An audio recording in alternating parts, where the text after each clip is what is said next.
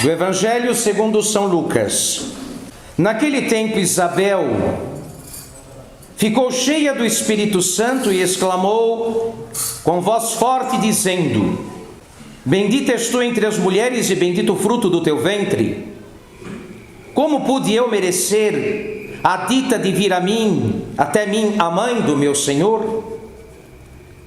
Na verdade, apenas ouvi as palavras da tua saudação, e o menino exultou de alegria no meu seio. Tu sim és feliz, por teres acreditado que em ti se cumpriria o que te foi dito da parte do Senhor. Maria então prorrompeu: A minha alma glorifica ao Senhor, e o meu espírito exulta de alegria em Deus, meu Salvador, porque se dignou baixar os olhos para a humilde condição de sua escrava. Desde agora me chamarão bem-aventurada todas as gerações, porque o Todo-Poderoso fez em mim grandes coisas, e o seu nome é santo. Sua misericórdia se estende através das gerações sobre todos os que o temem. Em nome do Pai, do Filho e do Espírito Santo. Meus queridos, nós hoje somos convidados a entrar nesta alegria assumida pela Igreja no dia 1º de novembro de 1950, quando o Papa Pio XII proclamava a fé da Igreja como fé da Igreja, como verdade revelada por Deus, o dogma da Assunção da Virgem Maria, nestes termos: terminado o curso da vida terrena, a Virgem Maria foi assunta à glória do céu em corpo e alma. A Igreja nunca duvidou disso, mas para confirmar como fé católica, como verdade a ser acreditada por todos, então, no dia 1º de novembro de 1950, o Papa Pio XII confirmava esta fé, declarando dogma, esta verdade sempre acreditada e sempre confirmada desde os padres antigos dos primeiros séculos e por toda a tradição até aquele momento. Grandes coisas Deus fez na Virgem Maria, nós acabamos de ouvir, mas Deus tinha feito também grandes coisas em Satanás, em Lúcifer. Só que aquela beleza toda e aquela graça toda dada àquele anjo glorioso e grande, foi formatada depois, essa graça toda foi formatada pelo seu orgulho, pela sua soberba. Satanás também podia dizer: o Todo-Poderoso fez em mim grandes coisas, que de fato tinha feito. E é preciso fazer este contraponto aqui.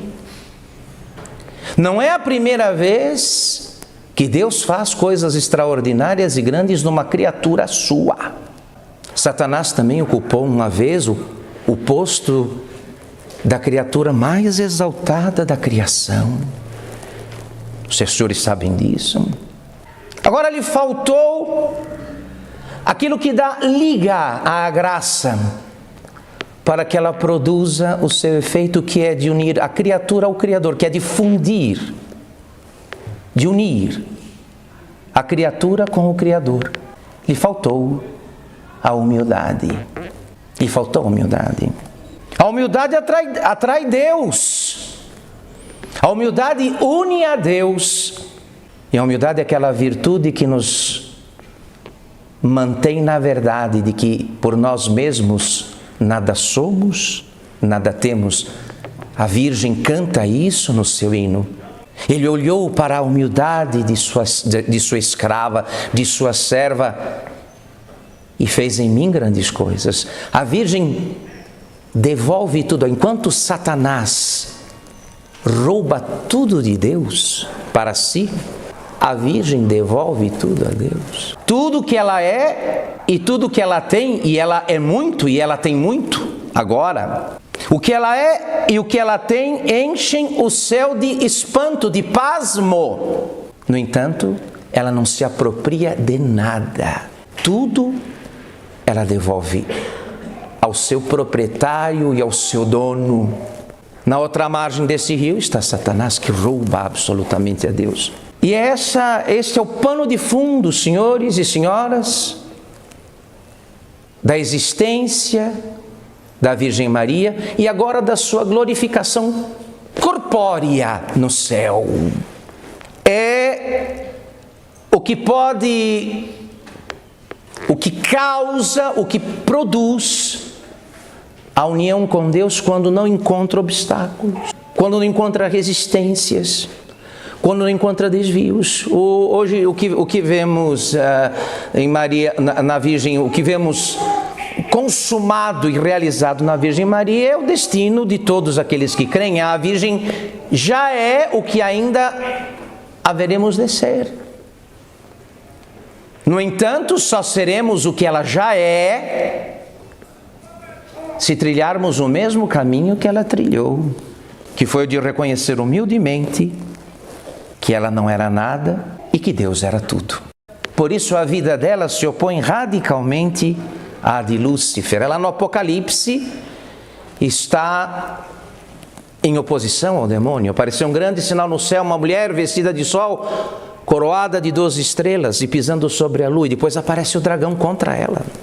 Contra esta mulher aparece o dragão vermelho, porque eles estão postos em posições opostas. Ela quer Deus acima de tudo. E ele quer ser Deus acima do próprio Deus. Por isso o Espírito Santo fala, não é? Destas duas gerações e dessas duas descendências. Lá no terceiro capítulo, bem no início, na origem de todas as coisas, no livro do Gênesis. Das duas descendências, a da serpente e a da mulher.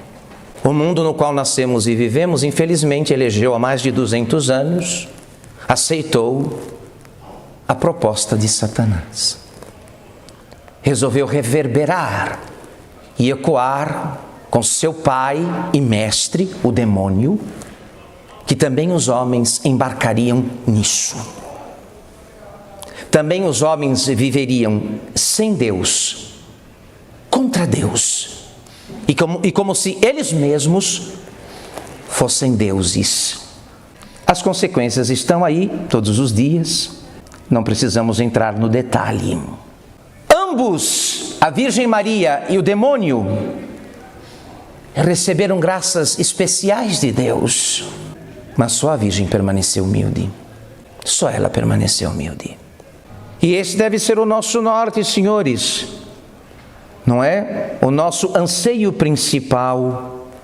Esse deve ser o nosso anseio principal. A conquista destas três coisas essenciais para o trato com Deus e para a realização da nossa vocação cristã agora e para o acesso à vida eterna depois. As três coisas principais. A primeira, a humildade. A segunda, a humildade. A terceira, a humildade. Hoje celebramos o término da vida terrena da Virgem. O término da sua carreira. O fim do seu curso neste mundo. A Virgem não morreu de doença. Ela não tinha o pecado original, não podia morrer de doença. Não tinha por que receber o castigo da doença. Não tinha pecado, era imaculada. Ela não morreu de velhice. Ela não tinha por que envelhecer. Já que a ela não lhe chegava o castigo do pecado dos primeiros pais de Adão e Eva, que depois do pecado envelheceram e morreram. Envelhecer e acabar por fraqueza. Eis o destino da humanidade depois que perdeu a Deus. O que morre a Virgem? O que arranca deste mundo? Ora, as Escrituras Sagradas e os santos nos ensinam que amar a Deus já é sair do mundo. O amor de Deus, quando é verdadeiro, já produz uma espécie de assunção, de elevação da alma às coisas celestes. Os piedosos e as piedosas têm seus verdadeiros gozos, suas verdadeiras alegrias nas coisas do alto, não nas coisas da terra. Ora, o que transporta a Virgem deste mundo? O que leva a Virgem Maria embora deste mundo? Não são aquelas causas que um dia nos levarão, que já levaram os que nós conhecemos e que nos levarão. o que a transporta, uma vez que ela não tinha pecado, era imaculada, uma vez que não era vulnerável a estas coisas que nos matam aos poucos ou de uma vez, o que a elevou ao fim e ao cabo foi o seu desejo de Deus. O amor de Deus, sublimado, levado à máxima potência numa criatura, faz a Virgem passar da terra para o céu, dos homens para Deus, do tempo para a eternidade, do mundo para a glória. Coisa maravilhosa, meus queridos, que hoje nos admiremos deste mistério tão sublime e que nos diz respeito. A Virgem resplandece como um farol para a igreja, nos indicando o caminho. É por aqui que se vai e é aqui que se chega. Era tanto o desejo dela de se unir definitivamente a Deus, de contemplar a face do seu filho, que este amor a fez morrer. A Virgem morreu de amor. Cada um sabe por aí do que anda morrendo, né? Pelo que morre. Há coisas que é melhor nem se comentar quanto a esse tipo de morte, que dá uma vergonha. Do que certas pessoas, né? Do que certas pessoas são capazes de morrer. Pelo que certas pessoas são até capazes de morrer. A Virgem morreu de amor a Deus. Então, quando contemplamos a glorificação da Virgem, a arca viva que trouxe o Deus vivo nela, não é? E que toda imaculada e santa não poderia ser vulnerada pelas consequências do pecado dos primeiros pais, celebramos hoje, então, este amor maravilhoso que a arranca deste mundo, que tendo chegado à maturidade, àquele grau supremo, nunca vi estudantes em qualquer criatura, nem no céu nem na terra, a faz subir, a faz voar na direção do seu amor. Porque, como disse Jesus, onde estiver o teu tesouro, aí vai estar o teu coração. Onde estava o tesouro da Virgem? Pois é, para lá ela foi. Assim como nós, que invariavelmente vamos na direção das coisas que consideramos valiosas, preciosas, indispensáveis. Eu não posso terminar esta meditação, meus queridos, espero que os senhores e as senhoras tenham entendido bem. Não posso terminar sem pedir a Deus estas duas coisas. Primeiro, que nos dê uma consciência do nosso nada, de que nada somos. Nós, que apesar de empinarmos o nariz e às vezes brincarmos de Deus, não somos capazes de fazer crescer um fio de cabelo na nossa própria cabeça. Um fio de cabelo sequer na nossa própria cabeça. E, no entanto, agimos como se deuses fôssemos. É pelo amor que se vai. Não é cada um se toca, como diz Santo o grande doutor e pai da Igreja Católica, Agostinho de Hipona, cada um se torna aquilo que ama. Contemplando a Virgem na glória do céu, contemplamos no que foi que o amor da Virgem a transformou, o que foi que o amor dela fez com ela. E é o que pedimos, senhores, porque agora nós temos, e não vamos ter outra chance, temos agora a chance única, não vamos ter outra vida para amar a Deus, só esta. Aliás, o que restou da nossa vida, não é? Porque alguns de nós já gastou quase tudo que tinha. Já gastou muito, sobrou pouco. Talvez alguém de nós vai ter que se lamentar, como Santo Agostinho, tarde te amei, que pena, tarde te amei, ó beleza tão antiga e tão nova, tarde te amei. Supliquemos esta graça, senhores. Eis o que pode nos fazer subir ao alto. Eis o que, ao fim e ao cabo, pode nos colocar no movimento de assunção, de elevação até Deus. Um amor rematado por Ele. Porque, afinal de contas, nós não podemos chegar a outra conclusão. A realidade dos fatos e das coisas não nos permitem nenhum engano. Quem não amar o que é Deus, está amando o que daqui a pouco nada será. Quem não amar a Deus, e não amamos a Deus porque nos esgueiramos para aquelas coisas que elegemos como substitutos dele, como ídolos, portanto. Ídolos. Ora, mas quem não amar a Deus está amando nada, porque o que não é Deus, nada é, nada será, nada será. Supliquemos esta graça, senhores. E o principal motivo que temos é porque Ele muito nos amou. Vemos na vida da Virgem e na morte da Virgem o que o amor de Deus pode fazer. Na vida dela e na morte dela está como que patenteado o que o amor de Deus pode produzir. E nós fomos vocacionados a este amor. É a nossa primeira e principal vocação. E Ele pode nos pedir isso. É direito dele porque nos amou até a morte e morte de cruz. Mostrando por meio de um crucifixo as marcas, os sinais de sua brutal paixão e morte. Nosso Senhor dizia a mística italiana Angela Di Foligno, dizia ela: Ângela, eu não te amei de brincadeira. Ângela, eu não te amei de brincadeira. Agora é a tua vez, vamos ver. Eu não te amei de brincadeira. Vamos ver como você vai fazer agora. Esta causa, que é a principal, que decide o que somos agora e o que seremos depois. O amor de Deus e o amor a Deus definiu a vida da Virgem Maria e a morte da Virgem Maria. O amor de Deus define agora a nossa vida e também a nossa morte. É o amor de Deus que define o que somos agora e o que seremos depois. Supliquemos a Deus esta graça, senhores, o tempo está passando. Talvez seria interessante sair como quem pisa num estepe, no espinhozinho, sai com aquele negócio incomodando, né? Sair desta missa com aquela indagação, com aquela aflição de alma de São José Escrivá, que dizia lá: ei, meu Deus, o tempo está passando e eu ainda não te amei. O tempo está acabando e eu ainda não te amei, meu Deus. O que estou fazendo? O que estou fazendo?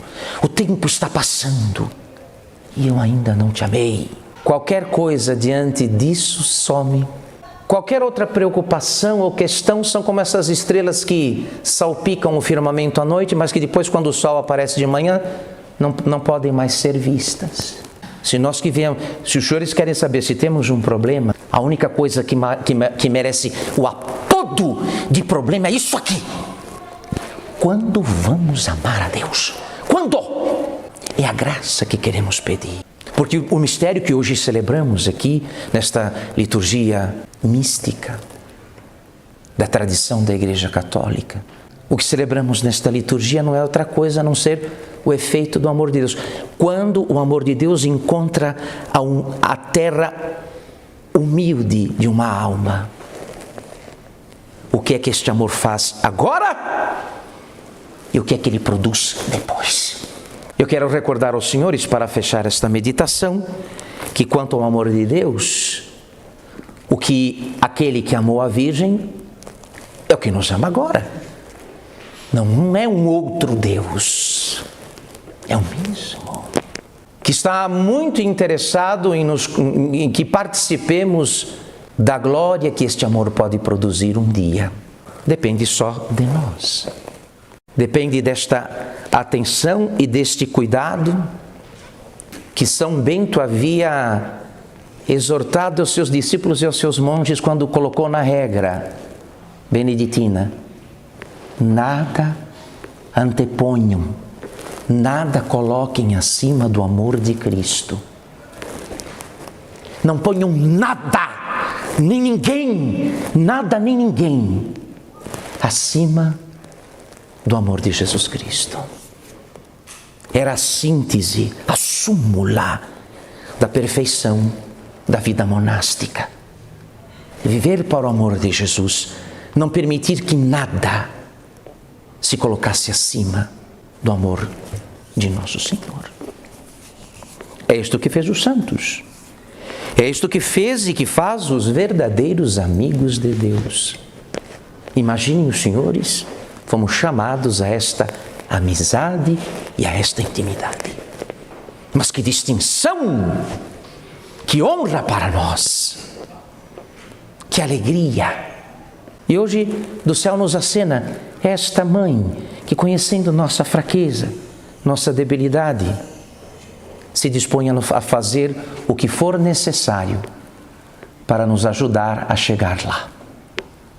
E vocês sabem, uma mãe, quando vê que o filho não dá conta de andar sozinho, o carrega no colo.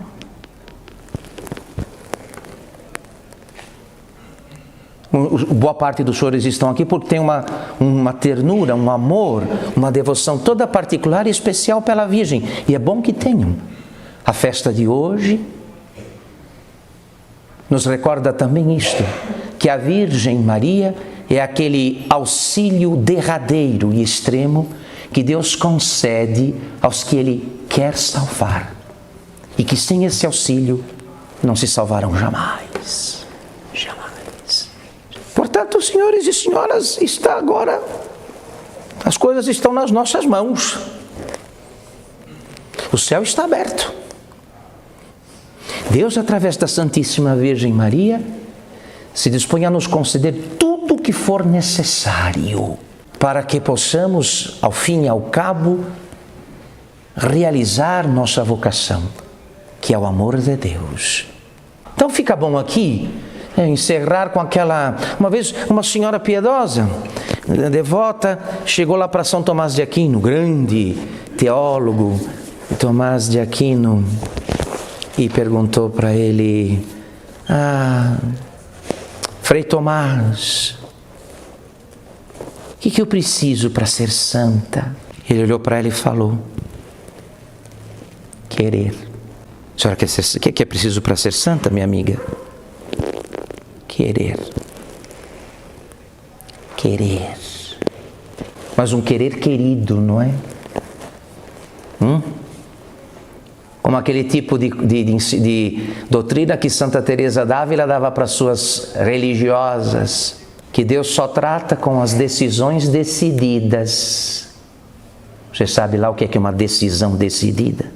Se os senhores são capazes de avaliar o que seja uma decisão, porque decisão todo mundo toma. O problema é o tipo, né? Algumas moles demais. Moles demais. Decidiu. Mas como decidiu?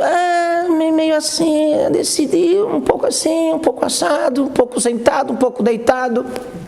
É preciso a famosa e indispensável decisão decidida. É esse dia que Deus está esperando para fazer o que Ele precisa e quer fazer. A famosa e indispensável decisão decidida.